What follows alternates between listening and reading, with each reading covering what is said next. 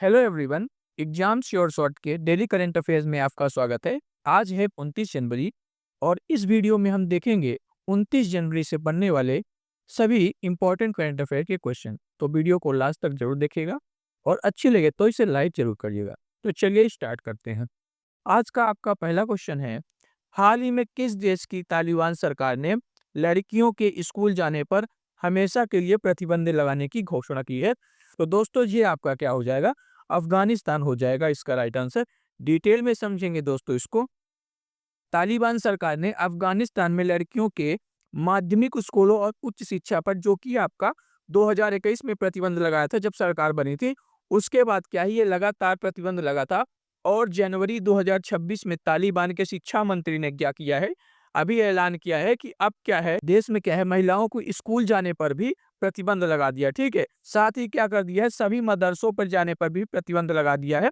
अब मतलब क्या हो जाएगा, यहाँ पे न लड़कियां माध्यमिक शिक्षा जा सकती, ना उच्च शिक्षा, ना मदरसे, ना कहीं।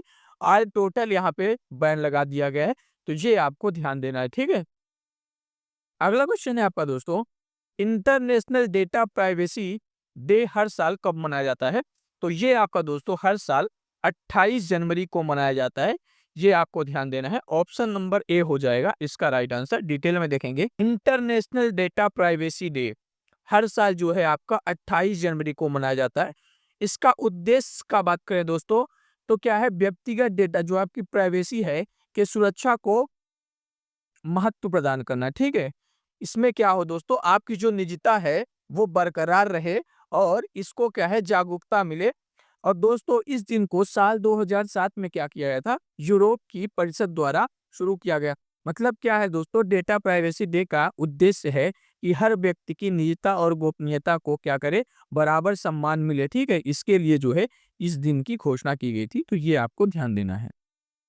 अगला क्वेश्चन है दोस्तों, हाल ही में इंडोनेशिया के किस मुख्य द्वीप पर एक बड़ा भूस्खलन हुआ है जिस कारण वो चर्चा में आ गया है? तो दोस्तों ये क्या हो जाएगा आपका, इंडोनेशिया के जावा द्वीप पर जो है एक बहुत बड़ा भूस्खलन आया है जिसके कारण यह चर्चा में है। इंडोनेशिया के जावा द्वीप पे, ठीक है, जनवरी 2026 में क्या हुआ है, भारी बारिश हुआ, भूस्खलन हुआ है। ठीक, जिसमें क्या हुआ है दोस्तों, 8 से अधिक लोगों की मौत हो गई है और 80 से ज्यादा लोग यहाँ पे लापता हैं, मतलब भूस्खलन में गायब हो गए हैं और पानी में या बाढ़ में बह गए हैं।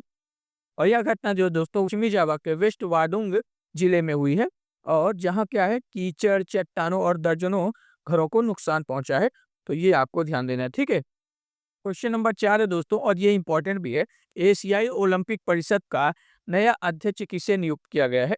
तो दोस्तों ये आपको किसे किया गया है, क्या है दोस्तों, शेख जोआन बिन अहमद अल थानी को ये आपका नियुक्त किया गया है। इसको डिटेल में समझते हैं, इंपॉर्टेंट क्वेश्चन है। एशियाई ओलंपिक परिषद यानी कि ओसीए ने क्या किया है, जनवरी 2026 में ताशकंद उज्बेकिस्तान में आयोजित हुए क्या है, 46वें महासभा में क्या है, शेख जोआन बिन अहमद अल थानी को नया अध्यक्ष चुना है। वे कतर ओलंपिक समिति के अध्यक्ष हैं वर्तमान में। ये आपको ध्यान देना है। और दोस्तों वो एकमात्र उम्मीदवार थे जिन्हें क्या है, 44 वोट मिले हैं। तो ये आपको ध्यान देना है। ठीक है, और उन्होंने पूर्व अध्यक्ष रणधीर सिंह का स्थान लिया है और अब ये कब तक रहेंगे दोस्तों, तो 2028 तक जो है इस पद पे बने रहेंगे। तो ये भी आपको ध्यान देना है। ठीक है, कुछ और नियुक्तियां देख लेते हैं दोस्तों हाल फिलहाल की। तो मेटा इंडिया ने पावेल मैक कार्मिक को अपना अध्यक्ष बनाया है। ठीक है, प्रवीण वशिष्ठ को दोस्तों केंद्रीय सतर्कता आयोग का सतर्कता आयुक्त नियुक्त किया गया है। टीवीएस सप्लाई चेन सॉल्यूशंस ने विकास चड्ढा को ग्लोबल सीईओ बनाया है। ये आपको ध्यान देना है। शत्रुजीत सिंह कपूर को आईटीबीपी का प्रमुख नियुक्त किया गया है। ठीक है, और साथ ही आपका ये दोस्तों रमेश कुमार जुनेजा को काउंसलिंग फॉर लेदर एक्सपोर्ट का अध्यक्ष चुना गया है। ये आपको ध्यान देना है। ठीक है, अगला है दोस्तों, हाल ही में किस राज्य की पुलिस को विशिष्ट सेवा के लिए राष्ट्रपति कलर पुरस्कार मिला है? ये भी इंपॉर्टेंट है। तो इसका राइट आंसर क्या हो जाएगा दोस्तों, तो सिक्किम की पुलिस को है दोस्तों राष्ट्रपति कलर पुरस्कार मिला है। ये आपको ध्यान देना है। ठीक है, ऑप्शन नंबर बी हो जाएगा इसका राइट आंसर। सिक्किम पुलिस को जनवरी 2026 में गणतंत्र दिवस के अवसर पर महामहिम राष्ट्रपति द्रौपदी मुर्मू द्वारा विशिष्ट सेवा के लिए पुलिस कलर पुरस्कार से सम्मानित किया गया है। ये आपको ध्यान देना है, ठीक है। और यह जो है, यह सम्मान राज्य पुलिस बल के समग्र उत्कर्ष प्रदर्शन, कानून व्यवस्था और आपदा प्रबंधन योगदान के लिए दिया गया है। तो ये आपको ध्यान देना है, ठीक है। राजधानी की बात करें, कहाँ है बताइए? गंगटोक जो है सिक्किम की राजधानी है। मुख्यमंत्री की बात करें तो प्रेम सिंह तमांग यहाँ के मुख्यमंत्री हैं। और राज्यपाल की बात करें दोस्तों, तो ओम प्रकाश माथुर यहाँ के राज्यपाल है। ये आपको याद रखना है फैक्ट, ठीक है। सिक्किम सिक्किम जो है दोस्तों, भारत का सबसे कम आबादी वाला राज्य है। ये भी आपको ध्यान देना है, ठीक है। भारत का दूसरा सबसे छोटा राज्य है, ठीक है। दूसरा सबसे छोटा राज्य है। पहले नंबर पे कौन है बताइए दोस्तों? पहले नंबर पे है गोवा है, ठीक है। गोवा है क्षेत्रफल में, और दूसरा कौन है? सिक्किम है। ये आपको ध्यान देना है। और सिक्किम भारत का जो है पहला 100% जैविक राज्य है। ये भी आपको ध्यान देना है, ठीक है।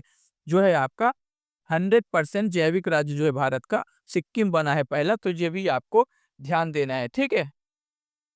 दोस्तों, हाल ही में सिक्किम के 2 पारंपरिक लेप्चा संगीत वाद्य यंत्र तुंगबुक और पुमटोंग पुलित को जीआई टैग मिला है। ये आपको ध्यान देना है, ठीक है। नारी अदालत सिक्किम द्वारा शुरू की गई है। ये आपको ध्यान देना है, ठीक है। भारत के पहले डिजिटल घुमंतू गांव का जो है उद्घाटन कहाँ पे हुआ दोस्तों? सिक्किम में हुआ है। ये आपको ध्यान देना है। और साथ ही क्या हुआ है, 2025 में महिलाओं के लिए भारत का सबसे सुरक्षित राज्य कोई अगर था, तो वो कौन था? आपका सिक्किम था। तो ये सारे इंपॉर्टेंट फैक्ट आपको याद रखने हैं दोस्तों, बार बार रिवाइज करने हैं, क्योंकि इससे बहुत क्वेश्चन बनते हैं, ठीक है। अगला क्वेश्चन है दोस्तों, पुरुष हॉकी इंडिया लीग 2025-26 के फाइनल में कलिंगा लांसर्स ने किस टीम को हराकर खिताब जीता है? तो दोस्तों, उन्होंने जो है रांची रॉयल्स को हराया है। राइट आंसर हो जाएगा ऑप्शन नंबर सी, ठीक है।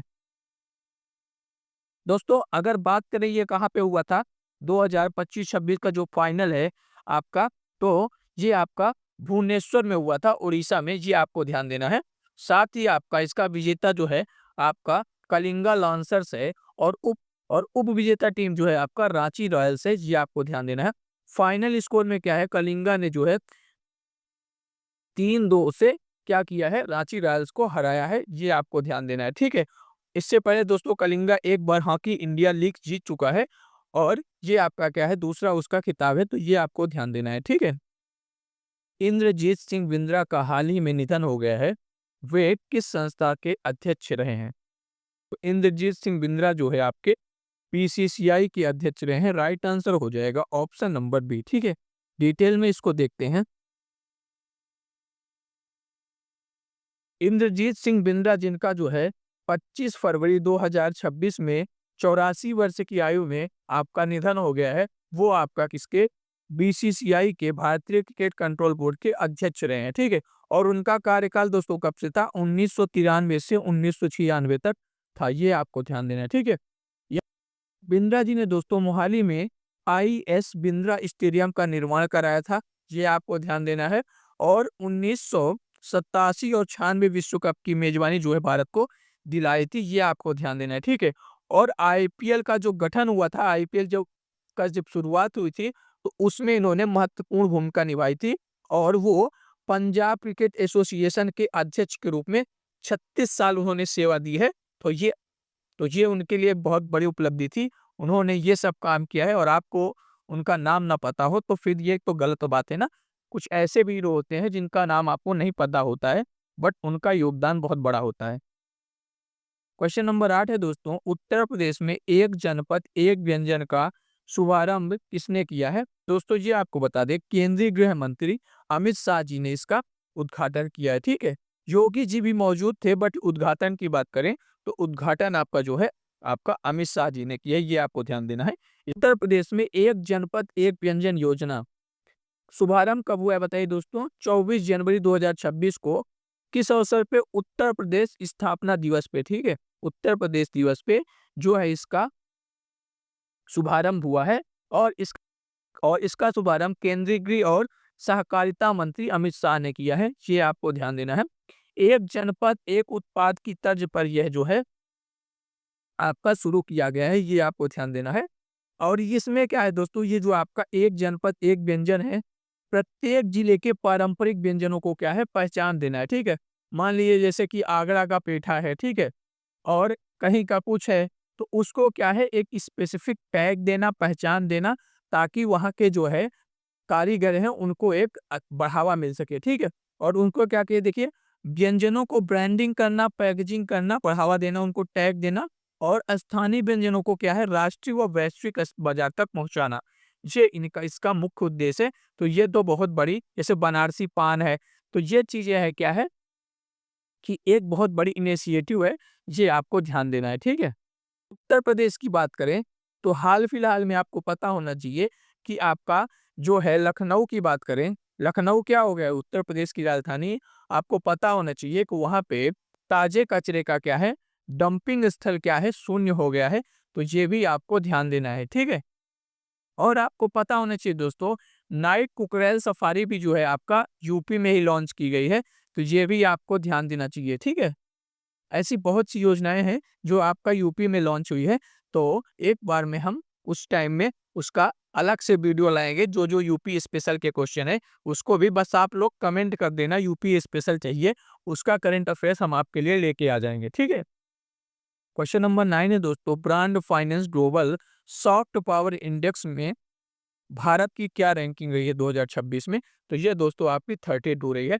इससे इससे जो है दोस्तों डायरेक्ट क्वेश्चन आते हैं, जैसे अभी आपका हिंदली पासपोर्ट रैंकिंग वाले से जो है आपका बिहार दरोगा में डायरेक्ट पूछा था। तो ये आपको ध्यान देना है, इसको डिटेल में समझेंगे। सबसे पहले समझते हैं दोस्तों ये होती क्या है, ठीक है। ब्रांड जो आपकी ये रैंकिंग है किस आधार पर तय की जाती है। तो दोस्तों ये जो है किसी देश की वह ताकत है जिसमें क्या है दुनिया को आकर्षित और प्रभावित करता है, ठीक है। ये आपकी है बिना डर, बिना दबाव या युद्ध के, ठीक है, उसे सॉफ्ट पावर कहते हैं, समझ गए। मतलब कोई देश किसी अन्य देश को आकर्षित करता है बिना किसी डर की, बिना किसी भेदभाव या प्रभाव के, तो वो आपको क्या है वो आपका दिखाता है सॉफ्ट पावर, ठीक है। और दोस्तों ग्लोबल सॉफ्ट पावर इंडेक्स की बात करें तो क्या है, यह एक वार्षिक रिपोर्ट है, ठीक है। ये भी आपको ध्यान देना है, हर साल ये जारी होता है। और जारी इसको कौन करता है बताइए, ब्रांड फाइनेंस नामक संस्था जो है इसको जारी करती है, ठीक है। इसमें दुनिया के देशों को उनकी छवि और प्रभाव के आधार पर जो है रैंक दिया जाता है, ठीक है, कि किस देश की छवि कितनी अच्छी है उसके आधार पर जो है ये रैंकिंग दी जाती है। और दोस्तों बात करें तो इंडेक्स में क्या है 193 संयुक्त देशों को शामिल किया जाता है। तो ये भी आपको ध्यान देना है, जो संयुक्त राष्ट्र मतलब यूनाइटेड नेशन के 193 देश हैं उन सभी को इसमें शामिल किया जाता है। तो ये आपको ध्यान देना है, ठीक है। देखते हैं दोस्तों इसको, बात करें इसमें दोस्तों प्रथम स्थान पे कौन सा था। और बात करें इसमें दोस्तों प्रथम स्थान पे कौन है, तो अमेरिका जो है वो आपका प्रथम स्थान पे है, चीन जो है यहाँ पे दूसरे स्थान पे है, और तीसरे स्थान पे जो है आपका जापान है। वहीं भारत की रैंकिंग जो है दोस्तों हाल फिलहाल में आपको पता होना चाहिए कि आपका जो है 32वें स्थान पे है।